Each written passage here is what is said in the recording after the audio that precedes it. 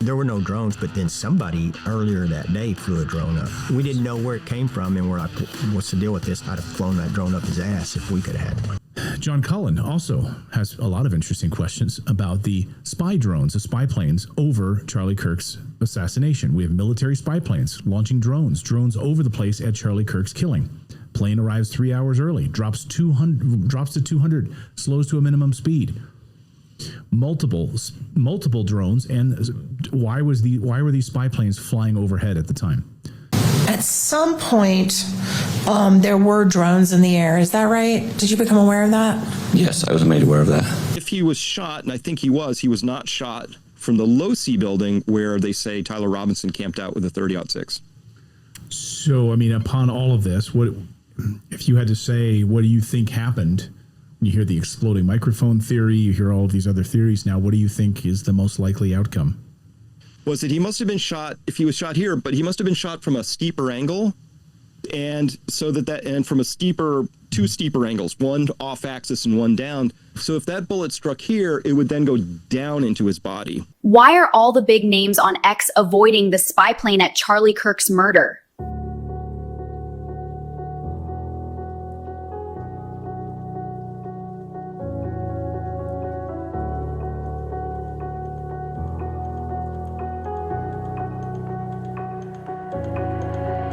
Standing tight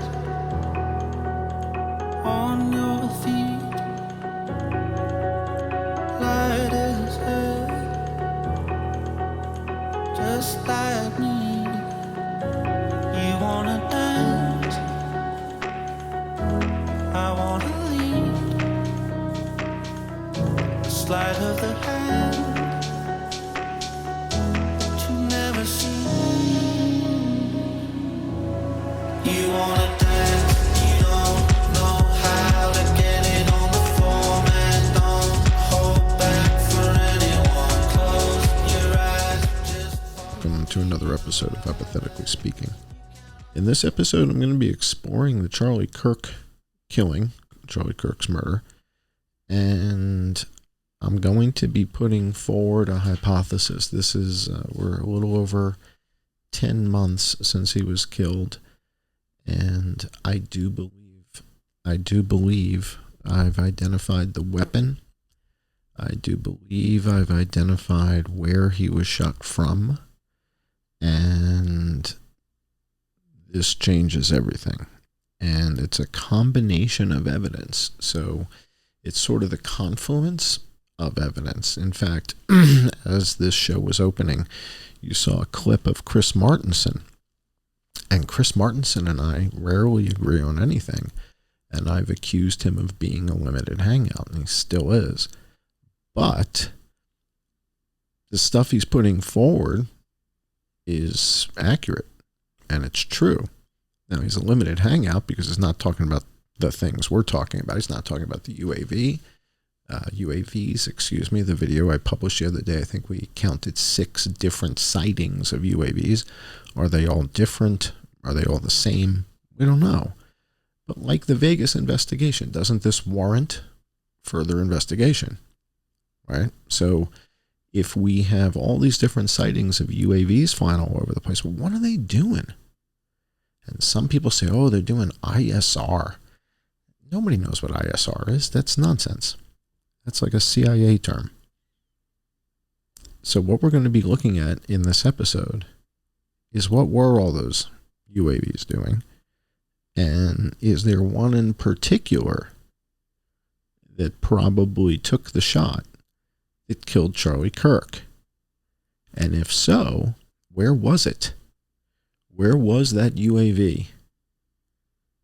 And so that's what we're going to look at. And I'm going to be putting forward basically a new hypothesis that it was not an Elbit Lanius that killed him. It was something else. And we're going to take a look at that. So let me kind of walk you guys through how I kind of came to this new hypothesis that's sort of further developed than anything I've put forward before. Let me kind of walk you through it.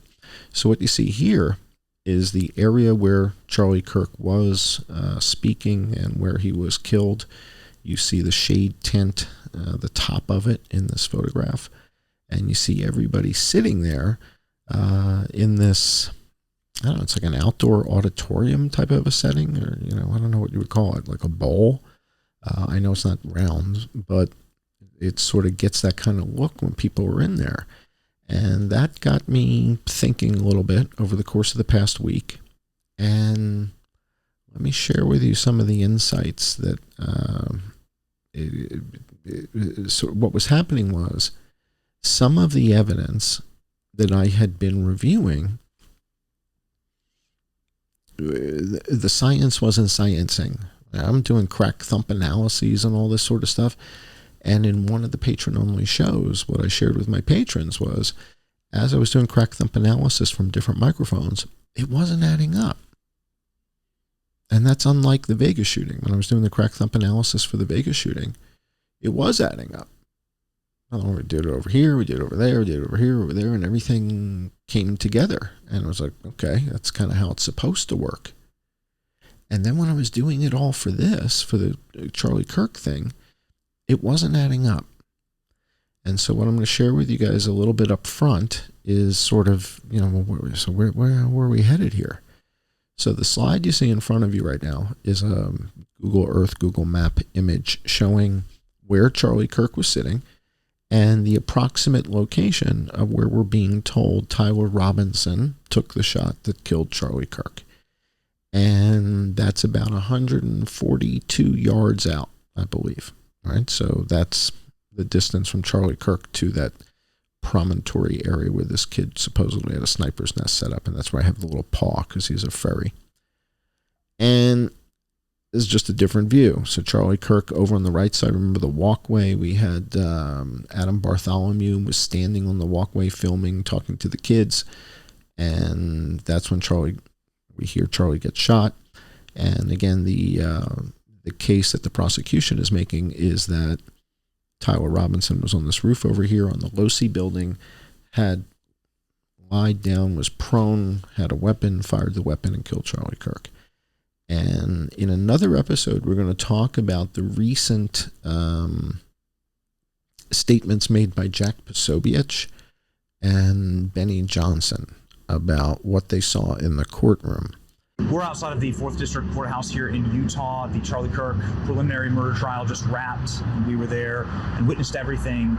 And you have to hear this because it was devastating what we watched. And the judge ruled that you can't see the high definition quality video, 4K, of Tyler Robinson committing the murder of Charlie Kirk. But we saw it. And they played it on giant screens inside of the courthouse.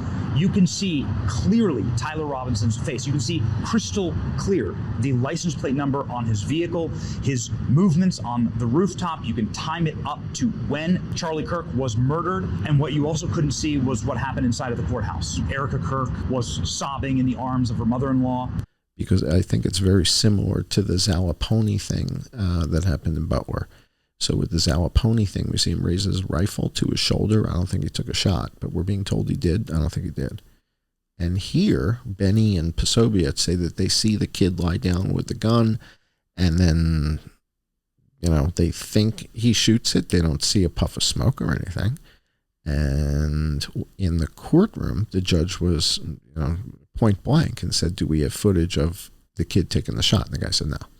Furthermore, in the actual hearing, once again, there's a part where the judge asks the prosecutor if in the video that they're about to look at, there's actual footage of the shot being taken. And the prosecutor says no. Is there any footage of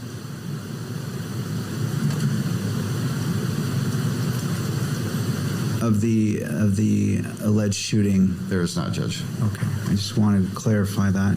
So we'll talk about that in another episode. But the net of it is, this is what we're being told, is that the shot was being taken from where this paw print is. And that's where the furry, right? Tyler Robinson, the furry lover. So this is where he was, and this is where he took the shot, and 142 yards out. The issue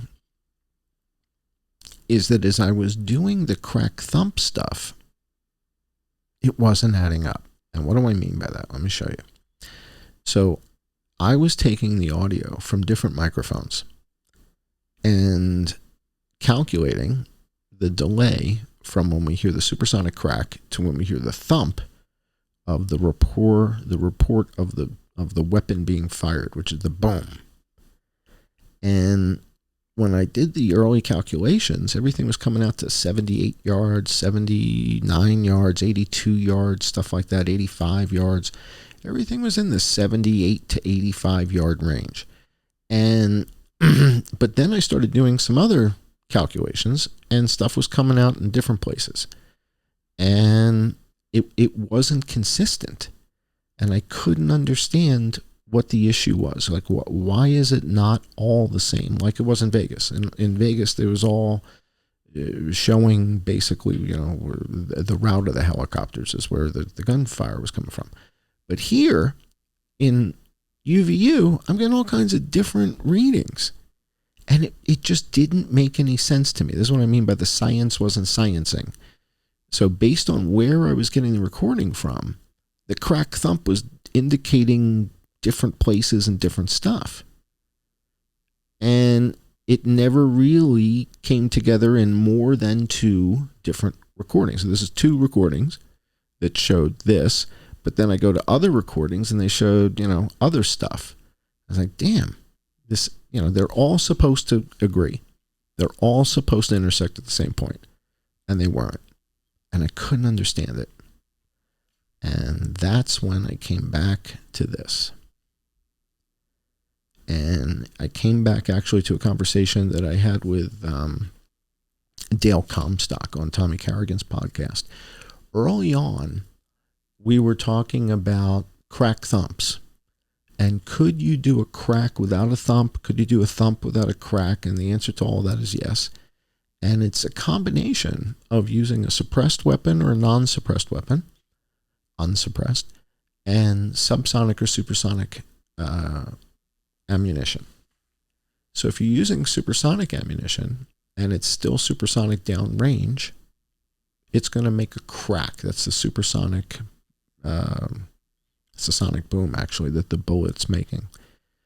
The thump is the boom from when you fire the gun, and the gun makes a lot of noise. That's why you wear ear protection when you shoot. And so the gun makes a noise, but that noise travels at the speed of sound, and the speed of sound is slower than supersonic bullets. Supersonic bullets are traveling almost Mach 3, like Mach 2.5. So they're going 2,700 feet per second, 3,000 feet per second. The speed of sound is like 1125 at sea level, something like that. So the bullets are faster than the speed of sound. And that's why when the bullet ends up downrange and hits Charlie Kirk, as it passes these people that you see sitting here, standing here, watching, listening, talking, they hear the crack as the bullet passes them. As the bullet passes perpendicular to them and the bullet's path of travel, they hear that crack. And what had occurred to me was that what I was measuring as the thump was not the thump. What I was measuring as the thump was actually the echo from inside this area. So in other words, this is kind of like a stadium. Now imagine if a shot was taken from far away, so far away that you don't hear the thump. And when it enters this stadium area, you hear a crack. And you're going to hear the echo of the crack bouncing off those vertical walls that you see. And so what I was measuring as crack thumps, I don't think they were thumps. I think these are echoes of the crack that I was measuring. And this is why it never added up. Because based on where you're standing, the echoes and the timing to the echo is always going to be different. And so that is what I believe led to the incongruity of the crack thump measurements. is that what I'm actually recording, what we're actually measuring here, is the audio that as the bullet enters this stadium-like setting. All right, so let's look all the way at the top of the picture. You see the people all the way in the back there? There's people all the way in that back row, and all the way back up in here. When the bullet passes over their heads, they hear the crack. Now that crack sound is going to bounce off the concrete, bounce off this, and start echoing back down here to these people that are in the front row. And they're going to hear the crack. They're going to hear the crack themselves just, a split second later. But they're also going to hear the echoes of the sound of the crack from 150 yards back where all these people were sitting, all the way in the back there. I don't know if it's 150, whatever it is. Whatever this distance is from the front to the back. The people in the back hear the crack first. People in the front hear the crack last. But when the people in the front hear the crack, they're then going to hear the echo of the sound of the crack when the people in the back first heard it. And that echo is going to bounce off this building over here on the right and come back down here. That's what I believe I was measuring, not the thump. Now, why is that important? That's important because it changes where the shot may have been coming from. So we were being told by the narrative that the kid was up here on the roof of the Losee Bldg is 142 yards. What if we just kind of follow that trajectory and go a little further out? What if we go 350 yards out? What if we go 500 yards out? Same trajectory, give or take. What happens? All right, so we draw a line and we say, okay, well, if we go 350 yards, 500 yards, 600 yards, what are we looking at here? And this is where the evidence from the trial, the pre-trial trial, comes in. What did the investigator say? They found a round on the roof of this building over here. This is a Science Bldg. So wouldn't that mean that maybe a shot was taken from right over it? Let's listen to what this guy had to say. Wasn't there also a bullet found on another building? I believe an unfired bullet had been found on another building at some point during my time there on September 10th. Yes. Which building was that, sir? I don't recall. Was that considered a scene that was worth preserving? It was not. My recollection is that was accounted for as an ejected cartridge from an officer who had cycled his rifle. That's a very doable shot. This Gold Star's 600 yards out. And that's over a parking lot at a junior high school. And it looks like it's the part of the parking lot that isn't used very much. There's a lot of trees over there. Doesn't look as used as the part closest to the school. So when we go 350, 400, 500, 600 yards out, you could take a shot from there with an aerial product. And what I'm going to share with you right now is the weapon that I believe was used to kill Charlie Kirk. This is the Barrett Rec 10. And I'm going to explain how and why I came to this conclusion. This is pretty random. A Barrett Rec 10. Now, what is this and how is it configured? So this particular version of it is called the DMR version, and it is configured in 308 Winchester, which is the same as 7.62 by 54, which is the NATO version. So 308 Winchester or 7.62 by 54, which is the bigger round. This is like an SR-25. So this is a powerful gun. They have another configuration of it called the LR, which is the long range version. And this one is configured in 6.5 Creedmoor. have a 6.5 Creedmoor right here. All right, so this is 6.5 Creedmoor. Very powerful round. Not as powerful as 308 though, but it has a better ballistic coefficient. So the bullet itself is like narrow, skinny, flies through the air, a little better than 308. But 308's got a little bit more impact. But the fact is they've got both of them. And the way they configure these, the 308 is the gun that they talk about up to, a certain distance. And then they sell this as their long range version. So the 6.5 Creedmoor is actually the long range version of the weapon. So, and this has a 20-inch barrel, and this one has a 16-inch barrel. So there's a little bit of a difference there. Now, how did I get to the Barrett Rec 10? Again, it was a pretty random choice. Like, this is the weapon that shot Charlie Kirk? Apparently so. Now, how did I get there? Well, that's a deeper investigation. So let's go take a look, and I'll show you how we get there. I had originally posited that it was an Elbit Lanius UAV that was flying around and killed Charlie Kirk. And when I shared the video of the Elbit Lanius and all the stuff, some people commented, that looks fake. That looks like it's, CGI. That's not real. And it turns out that Elbit is the third largest military contractor in Israel.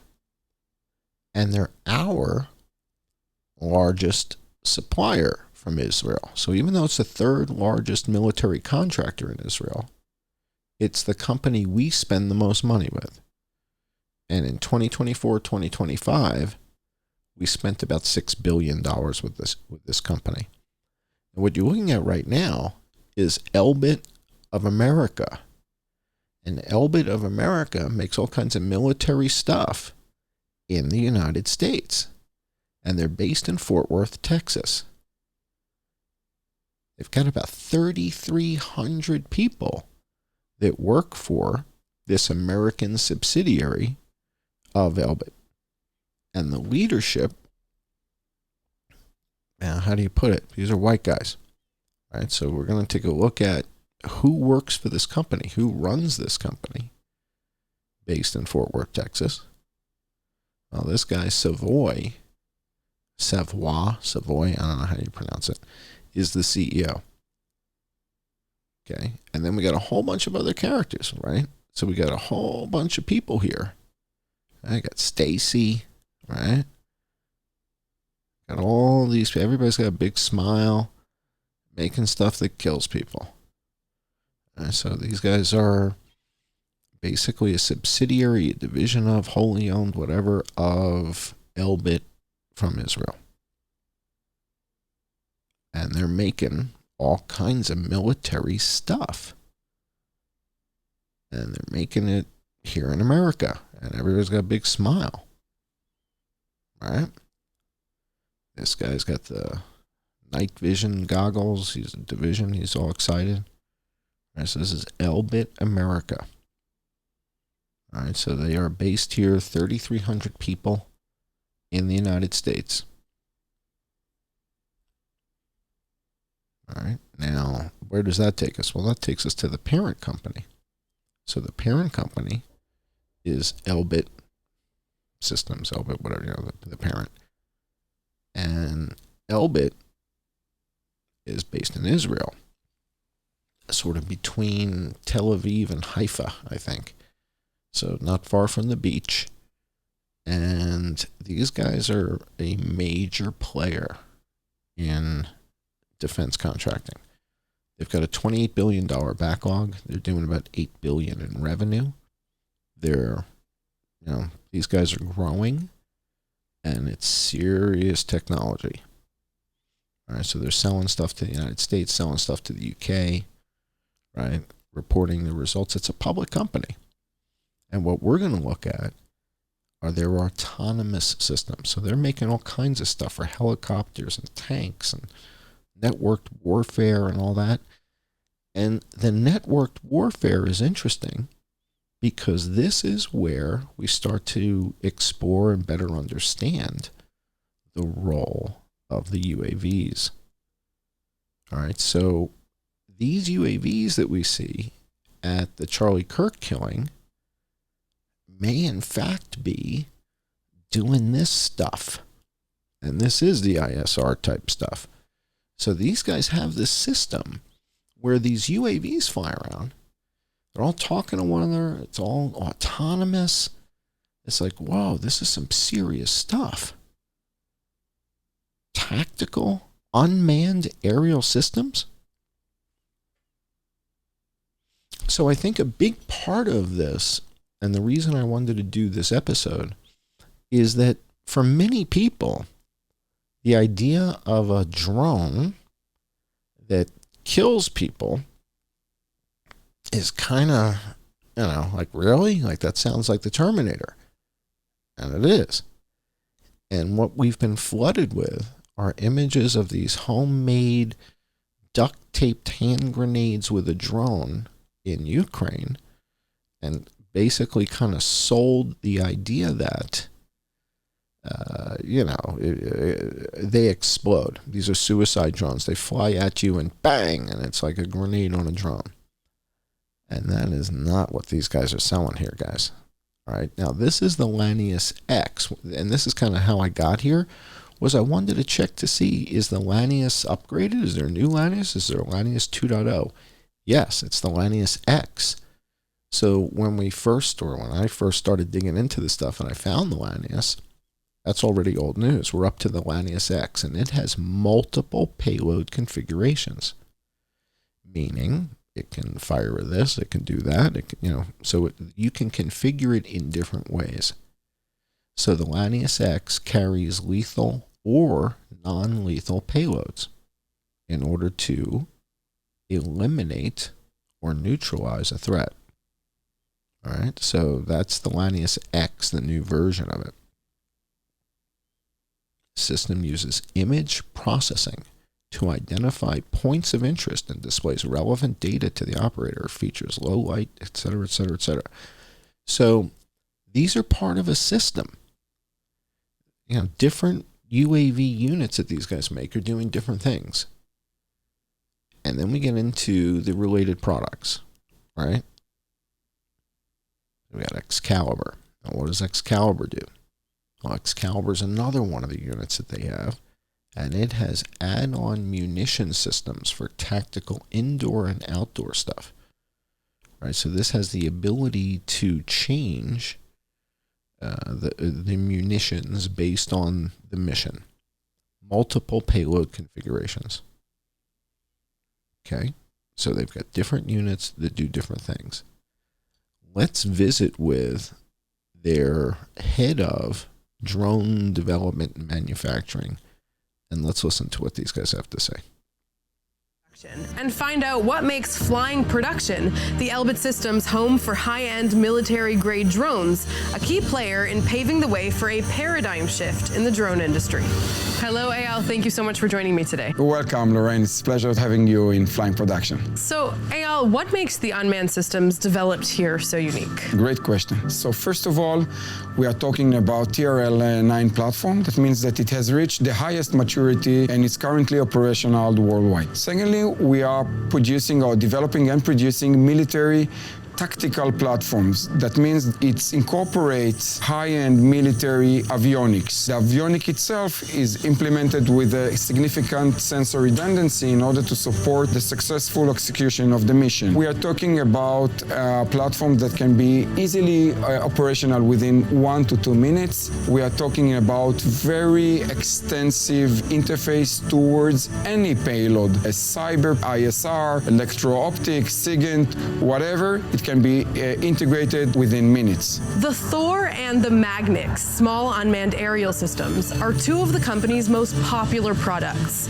They are capable of flying in a GPS-denied environment and incorporating advanced AI mechanisms, allowing them to detect, classify, and track targets. Among Thor's latest technological upgrades, this backpacked 11-kilogram platform can carry its own weight and payloads, an unprecedented capability capability on the market. So tell me about the operating systems, what really makes the drones work.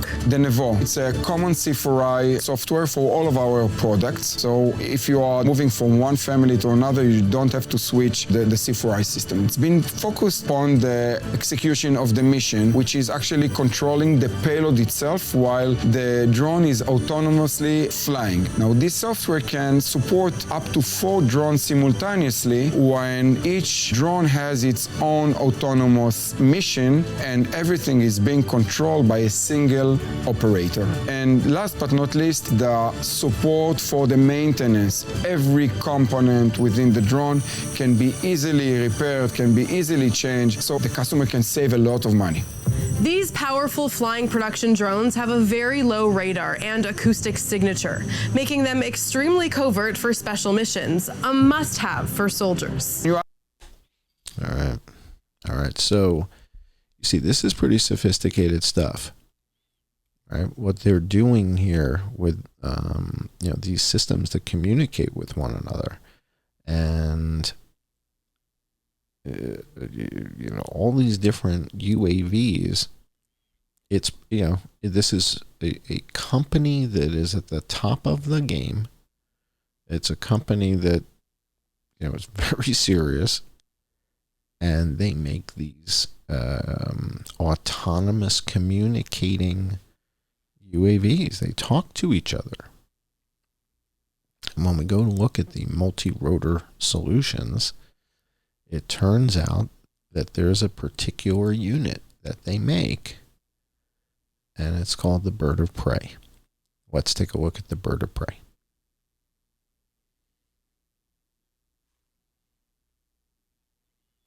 So the bird of prey is available with an M4 rifle, firing a 5.56 round, and they suggest this for a range of 300 meters.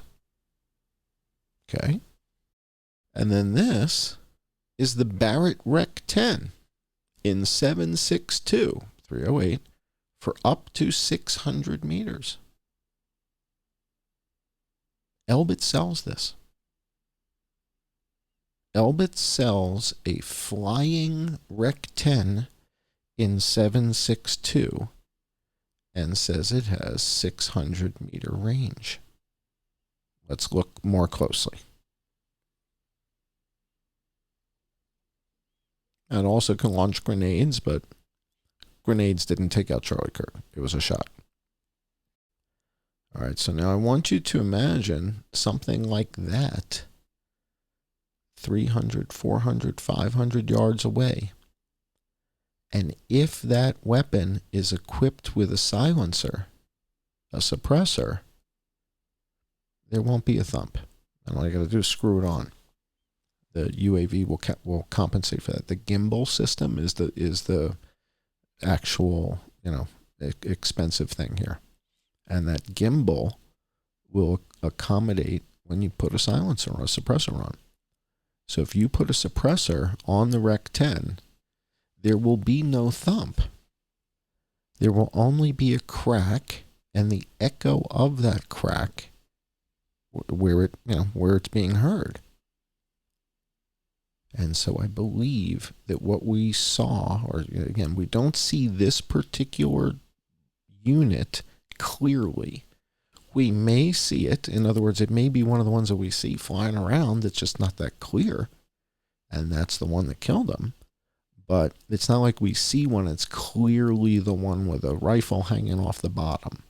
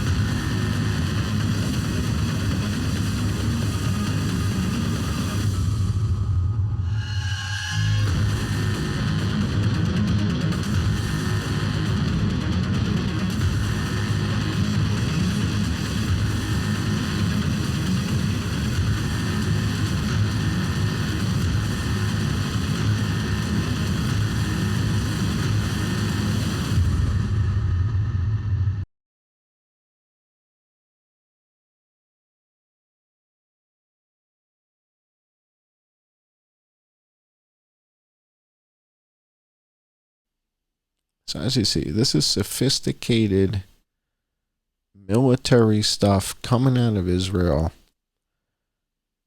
You know,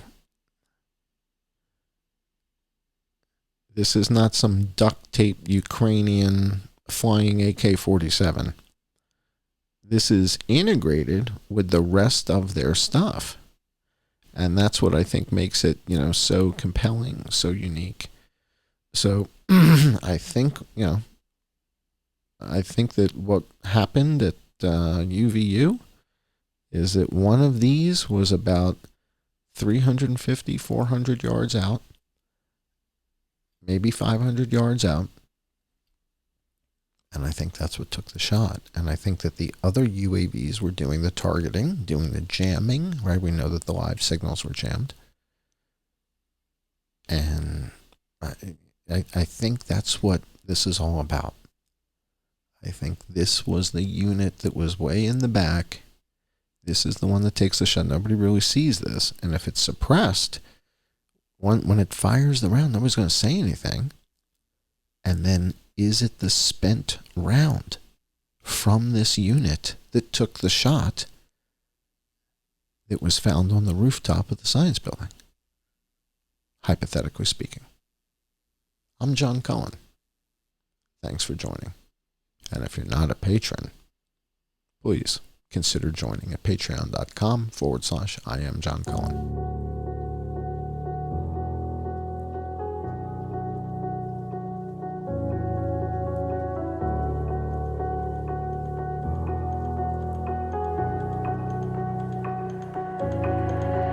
Standing tight on your feet, light is here, just like me. You wanna dance, I wanna lead. A sleight of the hand that you never see. You wanna dance, you don't know how to get it on the floor, man. Don't hold back for anyone. Close your eyes, just follow the inner light. You count on me.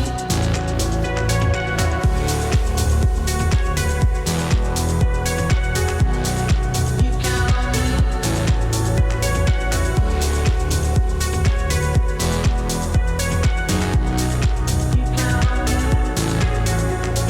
I can fly, I can breathe, learn to sing like do-re-mi. So you wanna dance, you wanna be the bat out of hell, follow my lead. You wanna dance, you don't know how to get it on the floor, man. Don't hold back for anyone. Close your eyes, just follow the inner light. You count on me. You wanna dance, you don't know how to get it on the floor, man. Don't hold back for anyone. Close your eyes, just follow. Now, one area of conversation that I haven't said much about, but I want you to know we are still working on it, are the two planes that day, right? One of them being the plane that people have recognized is military. That's tail number N1098L. So this plane left from Texas, went over to Utah right about the time that Charlie got assassinated. It dipped real low. It seemed like who knows what this plane was being sent there for, but the fact that this plane had been used in the military rightfully alerted people to the fact that they may have had some knowledge. This plane may have had some knowledge of what was going to occur. If you recognize that, it is strange. It did happen. There's no question. I've been saying from the beginning, this was a military operation. Allegedly, Tyler was on the roof over here, but like people who've looked at some video, they see some weird blurs that are going on up there. They don't know what they are. I'm not going to say exactly what shot Charlie Kirk. I'm not going to drone on about it, but